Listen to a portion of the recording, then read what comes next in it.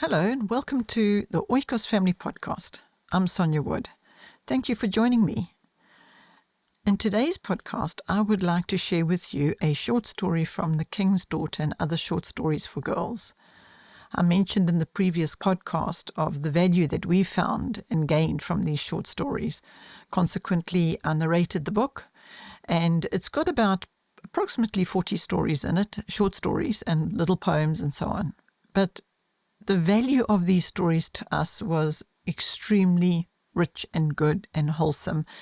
Good old-fashioned literature with wonderful morals and opportunities of stories that we can read aloud and then use the content to help us in our parenting and help us to teach a lesson, or just for a child to listen to it on their own, and just the little seeds to be sprinkled in their hearts, and hopefully it will support them in their journey through life.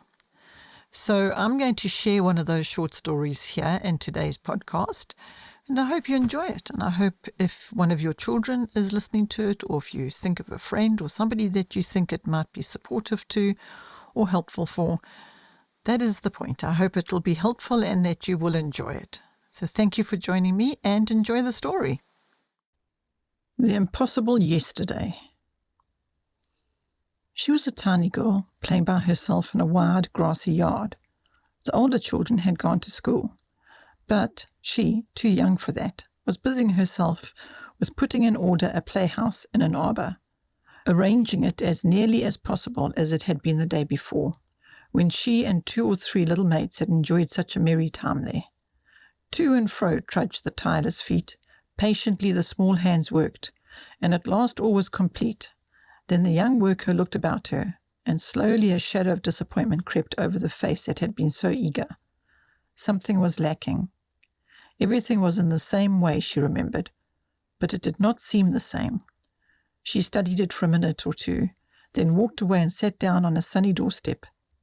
The mother found her there a little later, a listless, quiet little figure. "Are you tired of your playhouse already, my dear?" she asked. The childish eyes were uplifted with a look of wistful wonder in them, and the answer came slowly. "I can't do it. I can't make yesterday over again." It was the hopeless task that in one form or another we all try to undertake, and with which many darken their whole lives because they will not learn that it is an impossible one. Yesterday's roses died with the day. Yesterday's manna was only for yesterday's needs. But there are new flowers and new food for today, from the same gracious hand that bestowed the other, if only we will go cheerfully and trustingly forward. The treasures and pleasures we have had are for memory and thanksgiving, but the moment we sit down beside them to grieve or to try reconstruct them out of their ruins, we have changed them from a blessing to a hindrance.